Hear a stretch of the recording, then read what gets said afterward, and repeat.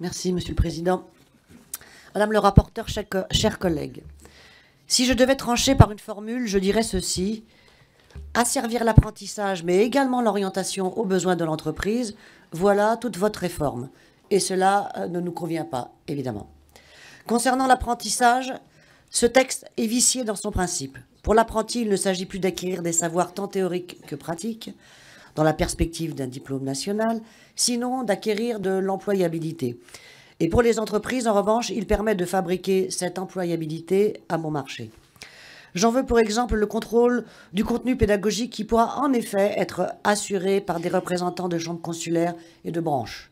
De plus, par voie d'expérimentation, le contrat d'apprentissage pourra demain voir son contenu pédagogique librement défini par l'employeur. Quid du diplôme national garantissant un savoir et des garanties sociales? À l'heure où vous-même dites qu'il est impossible de prévoir quels seront les emplois de demain, cette réforme enferme les apprentis dans des blocs de compétences spécifiques à une entreprise et non à la nécessaire connaissance et pratique générale d'un métier.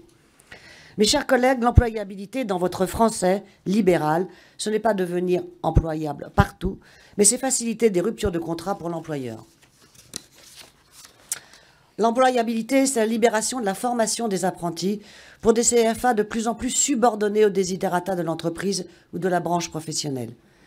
Par ailleurs, et alors que vous ne cessez de faire valoir la nécessité de mobilité ou d'agilité des travailleurs, cette réforme régionalise l'orientation, assignant les apprentis à des territoires en fonction des besoins de main-d'œuvre des entreprises locales. Dans le même temps, vous cassez, bien sûr, le service public national de l'information et de l'orientation, que sont l'ONICEP et les CIO, dont les missions, je le rappelle, vont bien au-delà de faire valoir les opportunités d'emploi local. Ceci dit, votre paget a la cohérence d'être en phase avec votre politique, qui consiste également à casser les statuts, à fragiliser les conditions de travail, à ne considérer l'homme que comme une machine à produire, et si possible, au moindre coût. En effet, ce texte rend possible la dérogation à la durée maximale de travail quotidien de 2 heures supplémentaires. Et tant pis si cela tend à rompre le fragile équilibre entre temps de travail, de repos, de loisirs et d'études. Car laissez-moi vous rappeler que l'on parle ici d'apprentis, qui ne sont pas des salariés comme les autres.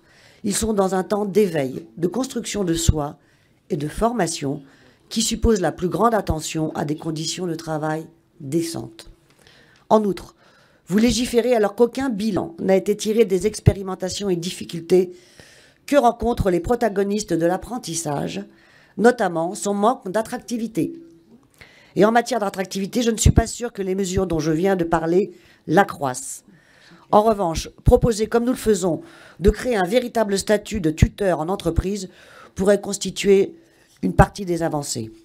Enfin, cette proposition de loi nous fait craindre le tout apprentissage au détriment des filières professionnelles. Je vous remercie.